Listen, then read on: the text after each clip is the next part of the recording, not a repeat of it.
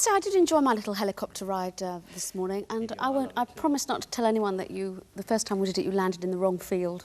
Oh, well, actually, I landed in the old field, if you pardon me. Terrible joke. You've been dying to get that one in all day. Mike, 5 Miles Out was based on an incident that actually happened to you, wasn't it? Yes, when we were on a tour of Spain, my group and I were flying from Barcelona to San Sebastian, and we flew over the Pyrenees, and we'd got a misleading weather forecast. We were actually flying into a really big area of thunderstorms, and the type of plane we were in was not equipped to handle those conditions. For a start, it didn't have any de-icing equipment, which means that if the plane starts to ice up, collects ice, you usually spray alcohol or puff the wings up so that it breaks the ice. Didn't have any of that. It also didn't have any oxygen, so it meant that we couldn't fly over the top of the storm. So we were actually stuck in this storm, and of course we started icing up. At one point, I remember the pilot, very well, he was called Clive, not Clive. He had the throttles completely closed and we were going up still, like that. So it lasted for about an hour. Everybody was praying, and we really thought we were going to die. It's you know, fantastic experience to actually come out of that storm into the sun, and that's what the cover represents, us coming out of the storm. What an amazing experience there, as you say, which you put on record then. But just to sort of change the tone completely, last year you became the first rock musician to be given the freedom of the City of London, didn't you? Right, yeah. Why did they pick you? Well, they wanted to do a celebration for the royal wedding. It's part of the Festival of the City of London, and it was in the Guildhall Square, and I did a concert there with my band, a live concert, free concert. And I believe as a result of that, plus work that I've done for charity and for the money that I bring into the City of London, they gave me the freedom. What does it mean, getting I mean, it's something you keep reading about, someone's been given the freedom of the city. What does it actually mean?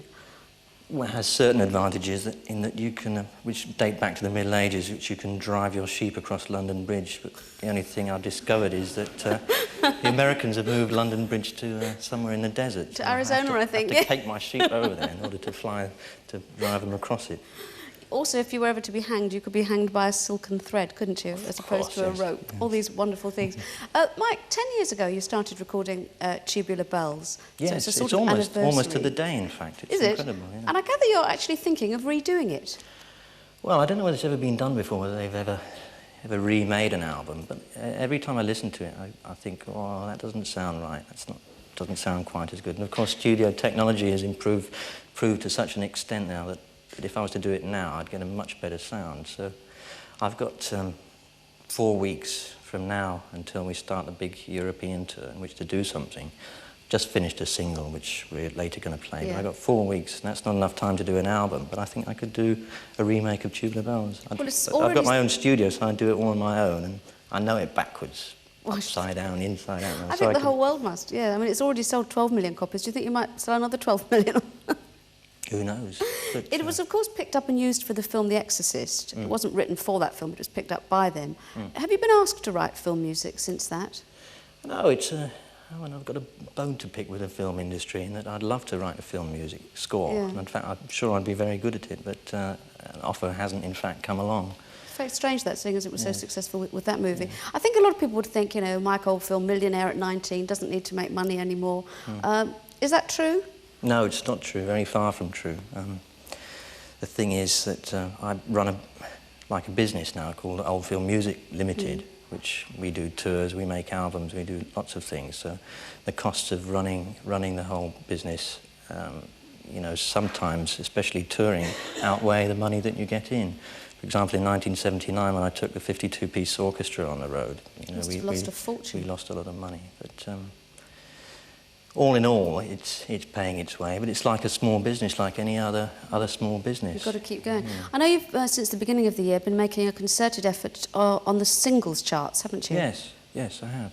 Yes, it's like a challenge to do something very strong in 3 minutes. Usually I take a whole 25, half a side of an album to make my statement, but to do it in 3 minutes is a big challenge. It's a discipline, really, and I plan to carry on doing that at the same time, it's not representative of what I'm doing at the moment. What I'm doing at the moment is my albums, not singles. So you've got sort of two careers going, really, in yes. effect. So the singles are going to come out with the name, I think, of the Michael Oldfield Group to separate them from my personal musical development. You know what I mean? Now, this particular single, which we're going to hear now from the Mike Oldfield Group, the whole thing only came about last Monday, didn't it? That's right. We really have got this hot off the press. We're going to make a single, and we actually finished it last night.